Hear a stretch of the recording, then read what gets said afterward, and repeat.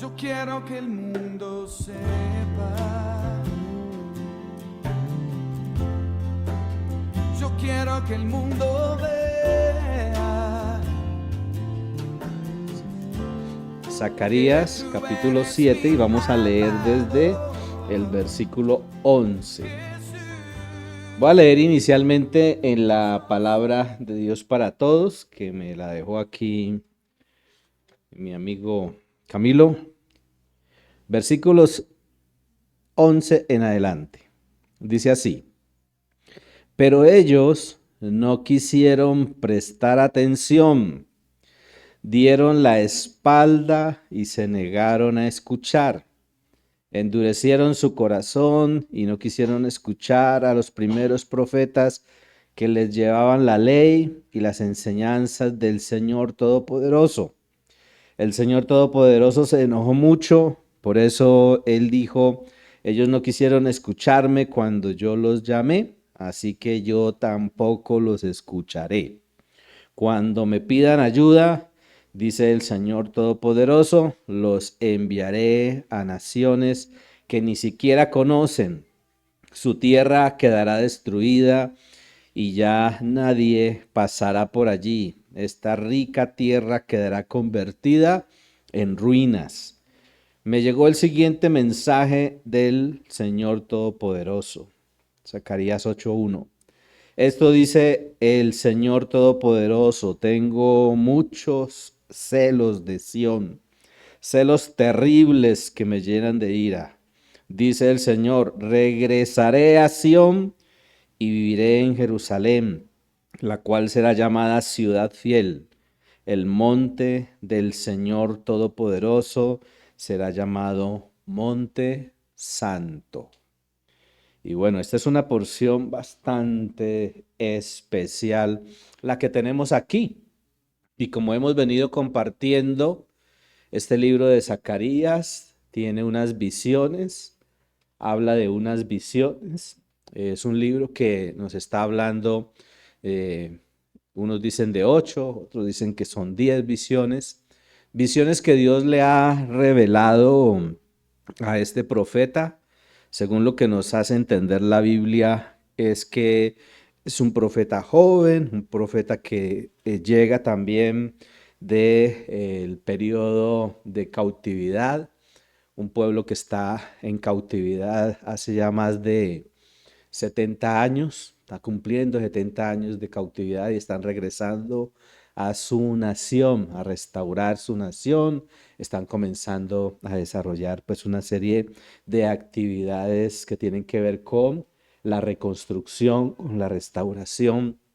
Ya se ha trabajado en este tiempo que estamos narrando aquí, ya se ha trabajado en la restauración del templo, el templo conocido como el templo de Zorobabel. Y cuando yo miraba esta porción, meditaba en esta porción, pensaba, bueno, ¿qué título le coloco a esta reflexión? Y le coloqué así: los frenos que impiden avanzar.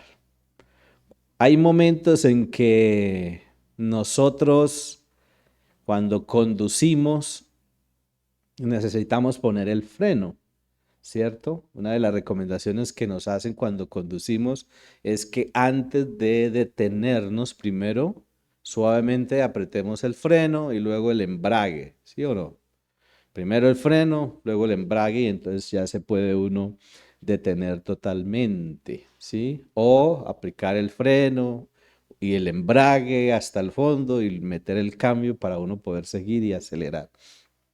En la vida cristiana hay cosas que nos frenan y encontramos cosas que nos frenan a nosotros: actitudes, conductas, comportamientos. Si ustedes recuerdan lo que hemos venido narrando, enseñando, reflexionando sobre este pasaje de Zacarías y en particular en el capítulo 7, hay una pregunta que un grupo de personas vienen de Betel, vienen a Jerusalén y vienen a hacerle a los profetas y al Señor, ¿sí?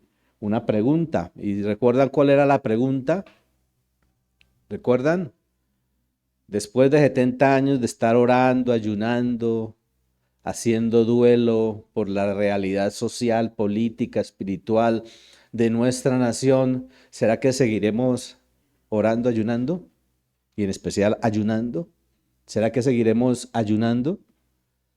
Y uno dice, bueno, pero pues la pregunta no es que sea así como una mala pregunta, ¿cierto?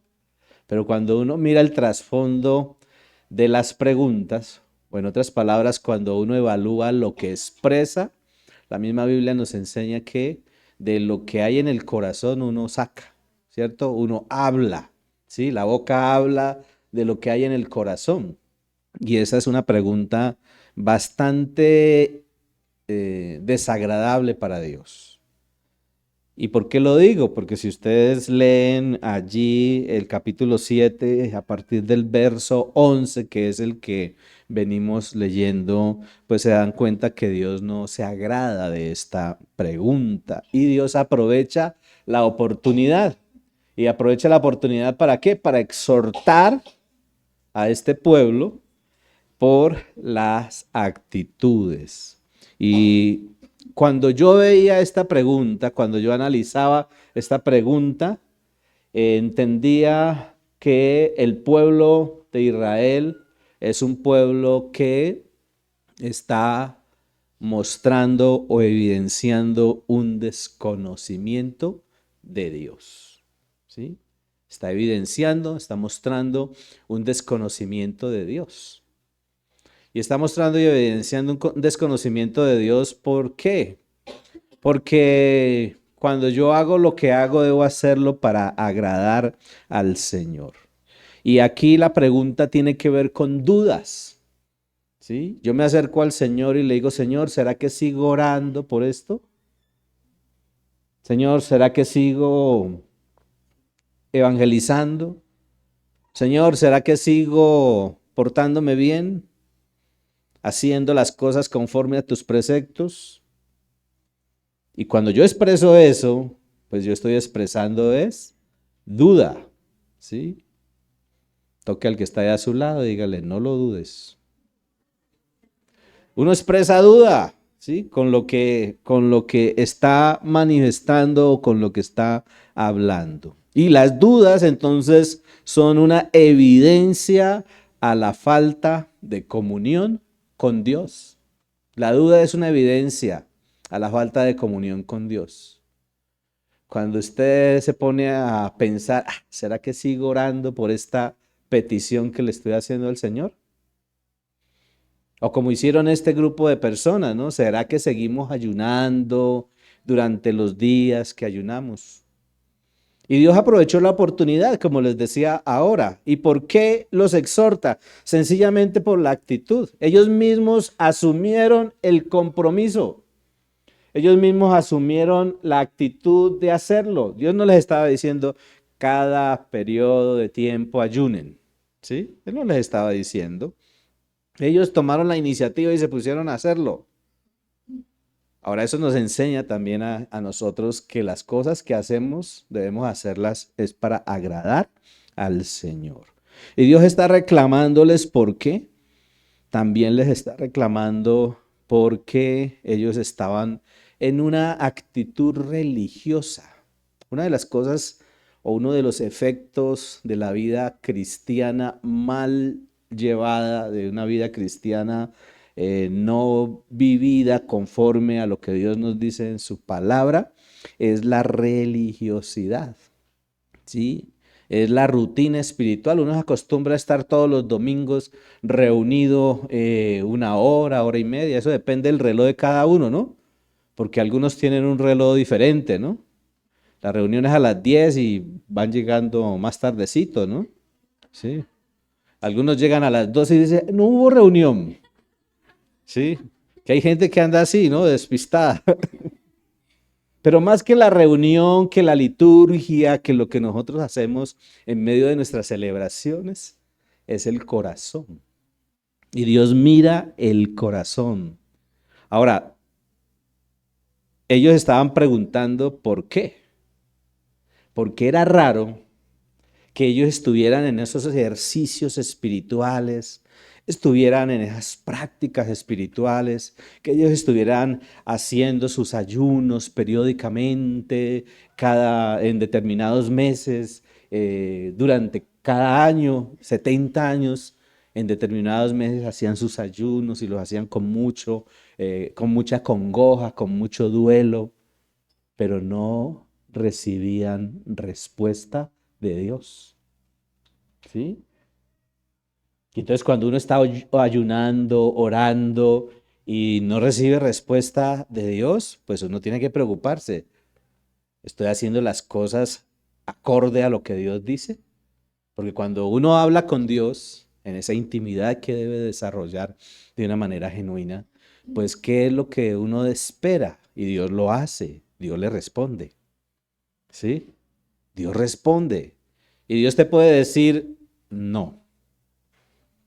Que uno dice, Señor, tal cosa, y el Señor le dice, no, asume el papel de papá, ¿no? O el Señor le dice, sí, pero espera, ¿sí? Pero cuando yo pensaba en eso, ¿no? ¿Cuándo Dios guarda silencio? El silencio de Dios. Pues Dios guarda silencio cuando nosotros no tenemos una actitud correcta. Y usted se puede rasgar las vestiduras, echarse silicio, ceniza, ponerse el vestido áspero para que cuando usted estuviera ahí en oración, ayuno, clamando, intercediendo delante de Dios, usted sintiera ahí el dolor en su cuerpo. Pero si no lo está haciendo con la actitud correcta, Dios no le oye. ¿Sí? Dios no oye. Y por eso hay frenos que impiden que nosotros avancemos en el caminar de nuestra vida espiritual. Y uno de esos es la religiosidad, la rutina espiritual. Hay gente que lo hace mecánicamente, por rutina, ya se acostumbró y entonces la rutina, ¿sí? Ahora hay hábitos y hay rutinas. El hábito de caminar, eso es buenísimo para nuestra salud. Pero en el caminar hay gente que tiene la rutina, ¿no? Vamos caminando y cada 3 cuadras me paro y levanto los brazos, los bajo, hago flexiones, ¿cierto? Entonces hace una rutina. Y los especialistas en deporte le dicen a uno, usted debe hacer esta rutina 3 veces, 10 veces, repítala 10 veces, ¿cierto, Duval? ¿Sí? Entonces usted quiere tener ese brazo desenyesado, como ya lo tiene desenyesado Melania. Entonces ¿usted qué hace? Rutina, ¿no? La terapia, ¿cierto? Sí. Ya por eso Melania ya puede hacer, porque ya ha logrado generar el hábito de mover el brazo. Nosotros debemos movernos en nuestra vida espiritual. Ahora, lo que nos muestra esta porción de la Biblia, y yo lo entendía así, es que Dios siempre habla. Dígale al que está ahí a su lado, ¿tú no sabes que Dios siempre habla? Sí, Dios siempre habla. ¿Saben cuál es el problema? El problema es que nosotros decidimos no escucharle, pero Dios habla. Y ahí nos está mostrando de que Él habla, Dios habla, siempre habla. Y lo interesante de todo esto, en ese reflexionar de la palabra de Dios, es que el que oye a Dios va a experimentar de Dios su paz. Y experimenta de Dios su paz en lo que piensa, en lo que desea y en lo que hace. Cuando usted oye a Dios y Dios le habla, y usted hace conforme a la voluntad de Dios, actúa según el deseo de Dios, pues lo que usted va a hacer lo está haciendo y le llena de una paz, ¿sí? Y usted dice, estoy tranquila, tranquilo, porque sé que por aquí fue que me direccionó el Señor. Ahora, ese direccionamiento de Dios no viola sus preceptos, ¿no? Sí, porque uno a veces dice, Dios me mandó por aquí y resulta que voy en contravía. Dios no viola las leyes, los parámetros. A no ser que sea una emergencia y uno vaya en un carro y el policía de tránsito le diga, métase por aquí porque no hay vía y estamos utilizando la contravía, ¿cierto? Dios habla. Y el que oye a Dios cumple con convicción y gozo sus preceptos. ¿Sí? Es tan especial eso, entenderlo. Si yo estoy oyendo a Dios y ese oír a Dios es producto de estar dialogando todo el tiempo con Él, pues yo voy a cumplir esos preceptos. Y lo voy a hacer con convicción, lo voy a hacer con gozo, ¿sí?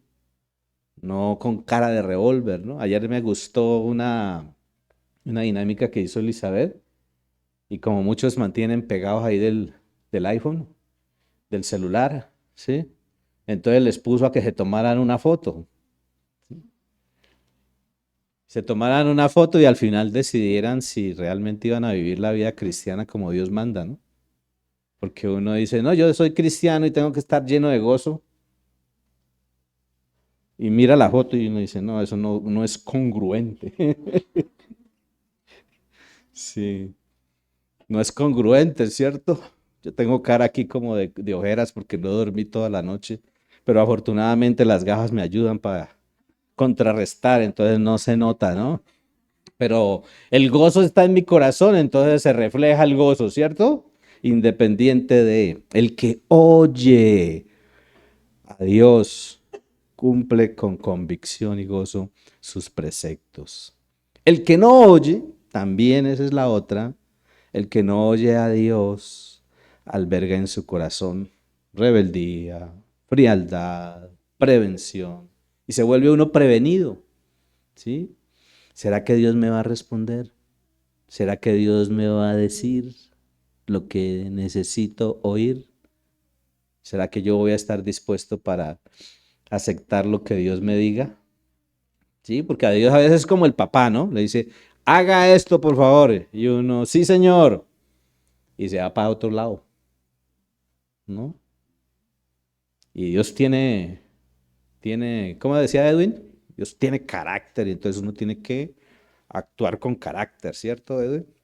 Entonces, el que no oye a Dios siempre va a albergar en su corazón todas esas cosas negativas como la rebeldía. Entonces, la clave, y miraba yo esto también, la clave para no estar frenados y para vivir una vida en donde nosotros estamos avanzando, está condicionada a la actitud, a la condición que hay en el corazón de aquel que busca a Dios.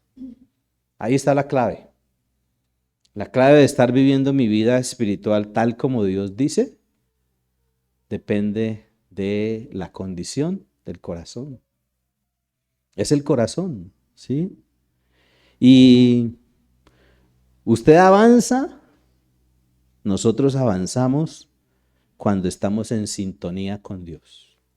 O sea, cuando vamos por la vía, ¿sí o no? Cuando uno ve que la vía fluye, no es como esa vía que ahora uno coge Popayán, Cali, Cali, Popayán, ¿cierto?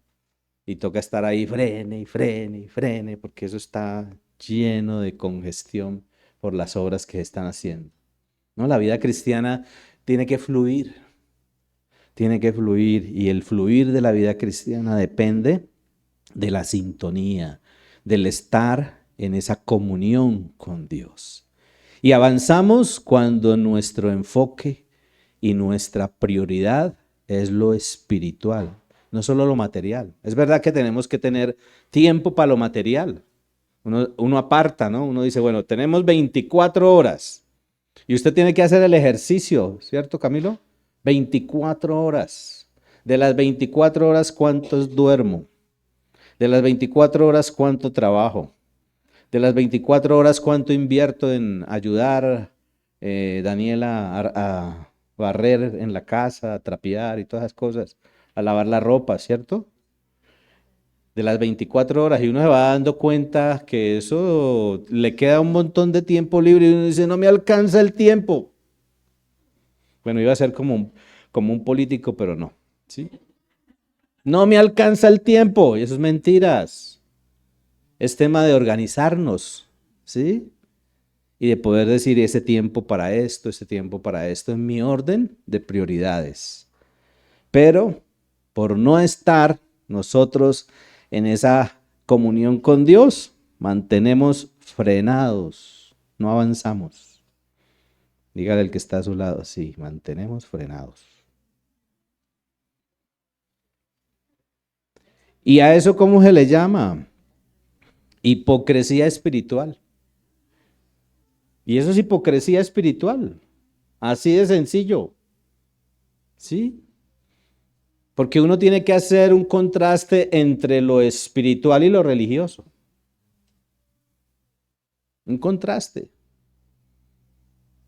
Cuando nosotros salíamos en el cochecito con los niños allá en el norte del valle y los llevábamos al parque para que aprovecharan el domingo temprano y se montaran, no teníamos reunión sino solamente los sábados, y se montaran allí a los juegos y corrieran ahí en el parque. Teníamos un contraste bien tremendo porque la iglesia se llenaba y hasta en el atrio, hasta en el atrio, había gente arrodillada, ¿no? Sí, había gente ahí arrodillada y uno lo veía arrodillada y tremenda subametralladora, pistola, y en la espalda, ¿sí? Orando, orando para ir a hacer su negocio, ¿cierto? ¿Quién dijo yo? Si no, que lo diga Amelia. Ahí estamos con Ernesto y Amelia orando. Entonces, mire que hay que hacer un contraste entre la espiritualidad y la religiosidad. Y es importante eso porque yo tengo que ser consciente de que Dios me ve. Dios me ve. Por eso yo tengo que contrastar mi testimonio con el formalismo, porque uno a veces se dedica al formalismo, ¿no? Y hace todo correctamente. Y el pueblo de Israel era especialista en eso. Dios les había dicho cómo debían hacer los sacrificios y ellos los hacían, pero con un lujo de detalles. Pero ¿y el corazón? ¿Sí? Entonces el asunto es del corazón. Dígale al que ve ahí como despistado, dígale, el asunto es del corazón. Entonces, hay algo que es la hipocresía espiritual. En otras palabras, ponernos a practicar los ejercicios espirituales, pero sin cambio en el corazón. Bueno, no sé si Julie lo haya mirado, pero este vaso supuestamente está limpio por fuera y esperamos que también esté limpio por dentro, ¿cierto? Pero por lo general, ¿qué sucede? Nosotros somos vasos que tratamos de limpiarnos por fuera, ¿no? Y si no, usted dice, voy a ir a la reunión de la congregación. ¿Y qué hace? Se baña, se peina, se cepilla, ¿sí? Y pone la cara del domingo, ¿sí? Pero Dios mira más allá. Dios mira más allá, el corazón de cada uno de nosotros. Y así, parafraseando esto, es lo que Dios les está reclamando. En otras palabras, hay una forma correcta de practicar los preceptos y los mandamientos.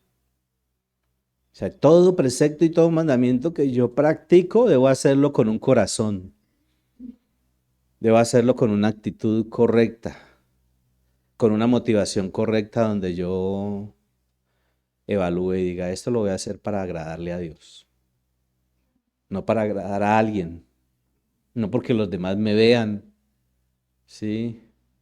Y digan, ve esa ureola tan tremenda que tiene allá, ¿sí? No, porque Dios no mira eso. Dios mira acá adentro, ¿sí? En sentido figurado, ¿no? Dios mira lo que nosotros somos y hacemos. Ahí uno ve en la Biblia esas pautas claras para saber cómo comportarnos en todos los aspectos. Mire, versículo 11 nuevamente, pero ellos no quisieron prestar atención, dieron la espalda y se negaron a escuchar. Y uno dice, wow, ¿no? Querían escuchar la voz de Dios, querían que Dios les hablara, que Dios les dijera qué tenían que hacer.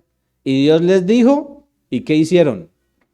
No hicieron caso, se rebelaron en contra de Dios. Entonces, aquí encontramos pautas claras para saber cómo comportarnos. Si usted es un negociante en sus negocios, en su vida social, en el hogar, ¿sí? Hoy en la madrugada se me cuadraron ahí como 4 personajes borrachos y eso. Yo dije, menos mal que no van a tomar leche ahorita porque no, se les cuaja esa boca de la grosería, ¿sí? Y entonces salí a comprar un pan de horno y apenas me vio el vecino, no es un vecino aquí. Pastor HP.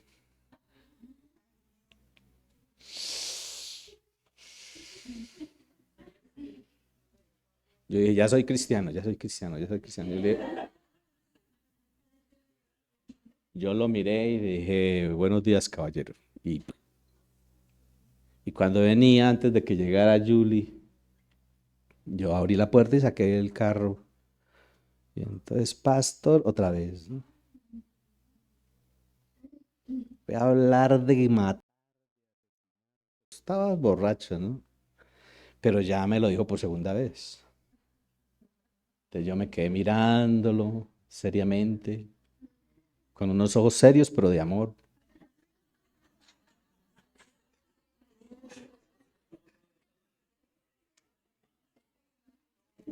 Y saqué el carro.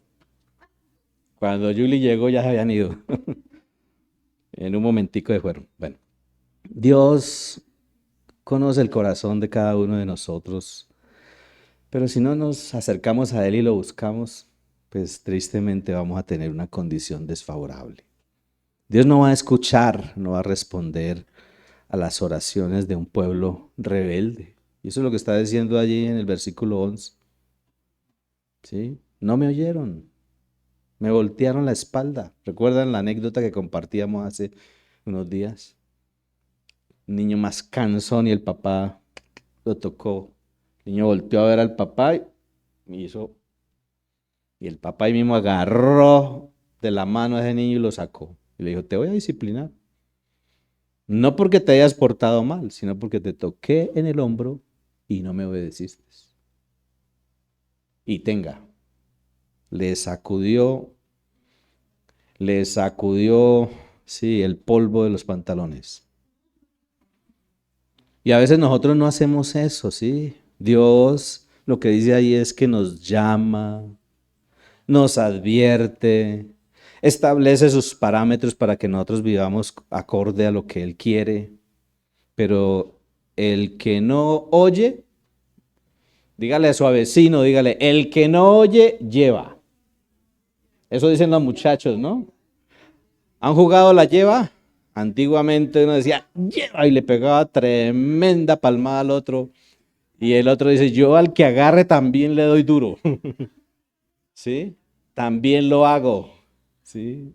También lo hago. Entonces miren aquí esto tan interesante, que el Señor Dios no escucha ni responde a las oraciones de un pueblo rebelde. Él con paciencia, con amor nos llama, nos advierte, pone sus principios, pero si no le oímos, y Él les está diciendo, versículo 12, endurecieron su corazón, no quisieron escuchar a los primeros profetas que les llevaban la ley y las enseñanzas del Señor Todopoderoso.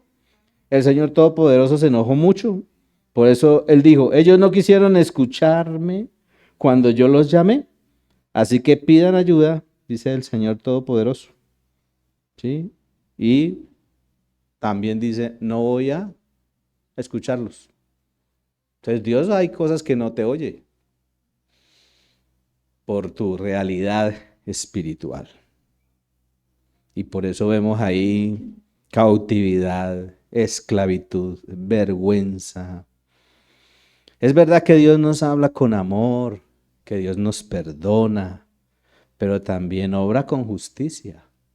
Dios obra con justicia. Si usted se devuelve al versículo 7, allí en Zacarías 7, dice, ¿no es esto lo mismo que el Señor dijo por medio de los primeros profetas?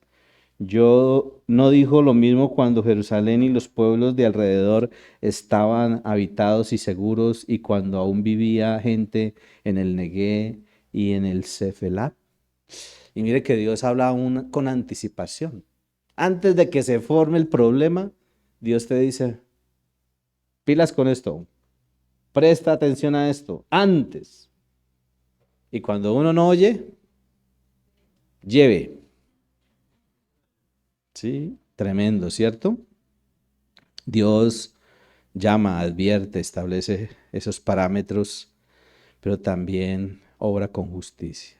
Y por eso vemos en esta narración de la realidad del pueblo de Israel, cómo fue destruido Jerusalén, cómo vivieron y experimentaron la tragedia, cómo se derramó tanta sangre, cómo se generó tanto dolor y cómo llegaron a la cautividad.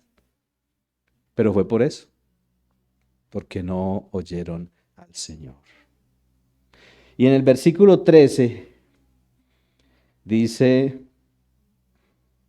por eso él dijo, ellos no quisieron escucharme cuando yo los llamé, así que yo tampoco los escucharé cuando me pidan ayuda, dice el Señor Todopoderoso. Y tremendo, porque ¿quién es nuestro socorro? ¿Quién es nuestra ayuda? ¿Quién es la persona que puede responder a la realidad o la necesidad que nosotros tenemos? ¿Quién? Dios. Y por mi condición espiritual, yo puedo acercarme a Él y Él hace que no me está oyendo, no me presta atención. Ahora Dios es misericordioso. Por eso debemos ejercitarnos en sus preceptos. Y Dios cumple en su tiempo sus advertencias. Ellos estaban siendo testimonio de lo que Dios les había dicho que iba a pasar si no le obedecían. Y ahora estaban experimentando destrucción, tragedia, cautividad. Y como dice ahí en el versículo 14, los enviaré a naciones que ni siquiera conocen, su tierra quedará destruida y ya nadie pasará por allí. Esta tierra, esta rica tierra, quedará convertida en ruinas. ¿Mm? Una tierra que Dios había dicho, voy a llevarlos, cuando estaban en la esclavitud en Egipto, Dios les dijo, voy a llevarlos a una tierra que fluye leche y miel. Pero aquí no. Aquí no se estaba dando eso. Entonces miren que el efecto de las acciones y de las decisiones equivocadas repercute en el entorno donde nosotros estamos. ¿Por qué vemos tantos países agobiados por los sistemas políticos que hay? ¿Mm? Por las malas decisiones de los que nos representan. ¿Sí? Hay oraciones, hay plegarias que Dios no escucha. Yo a la luz de la Biblia lo que veo es que la única oración que Dios empieza a escuchar es la de un corazón arrepentido. Cuando yo me arrepiento, clamo, confieso mis faltas de manera genuina al Señor. Y arrepentimiento es eso, ¿no? Confesar y actuar de manera genuina delante de Dios. Porque si usted dice, perdóname Señor, me arrepiento de haber dicho esto, y luego vuelve y lo dice, vuelve y lo hace, ¿qué está haciendo? ¿Qué está haciendo? Dígale a su hermano, usted no está haciendo nada. Cuando usted actúa de esa manera, usted no está haciendo nada, porque le repercute es lo negativo.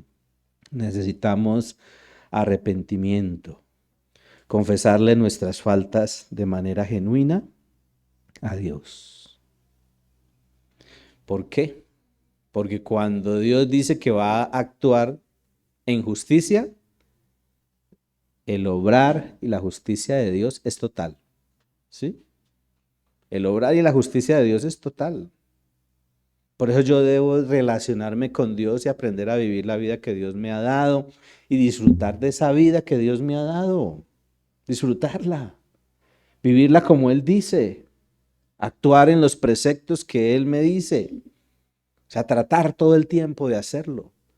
No somos perfectos, pero todo el tiempo tenemos que estar trabajando en función de quitar esos frenos que nos impiden avanzar.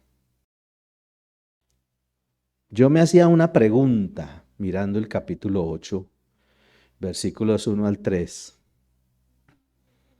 ¿Por qué no nos ha bendecido Dios? Pues sencillamente, Dios bendice cuando lo que hacemos lo hacemos con un corazón correcto. Dice en el versículo 1, capítulo 8, me llegó el siguiente mensaje del Señor Todopoderoso. Esto dice el Señor Todopoderoso. Tengo muchos celos de Sión, celos terribles que me llenan de ira. Dice el Señor, regresaré a Sión y viviré en Jerusalén, la cual será llamada ciudad fiel. El monte del Señor Todopoderoso será llamado Monte Santo. Y es una preciosa profecía esto. Lo que nos hace entender esto es que Dios cumplirá con su plan y con su propósito. Dios dijo que iba a restaurar a su pueblo, lo hará. Que iba a restaurar la nación de Israel, lo hará. Y esa nación volverá a ser nación que fluya leche y miel. Hoy eso es un desierto. Hoy una pequeña parte de todo ese territorio que Dios les entregó, una pequeña parte del tamaño del departamento del Valle, está habitada, llena del desarrollo de una tecnología, porque los judíos tienen una tecnología súper desarrollada y han logrado levantar en medio del desierto árboles, reforestar ese desierto. Hoy Israel es una potencia mundial en el desarrollo de todo lo que es novedoso, la inteligencia artificial. Eso, Israel es el pionero, Israel es el que está al frente. Pero uno va y ve todo este territorio y es un desierto.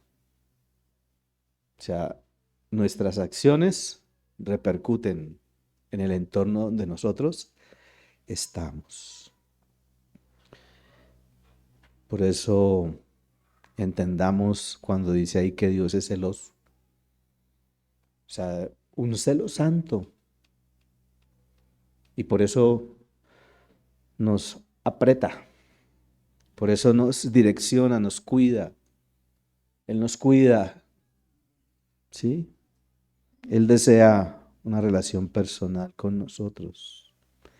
Tristemente nosotros somos indiferentes o a veces lo menospreciamos o a veces lo señalamos, ¿no? Lo acusamos. Sí, porque a veces suceden cosas y nosotros lo primero que hacemos es decir, ay, ¿por qué no metiste tu mano? ¿Sí?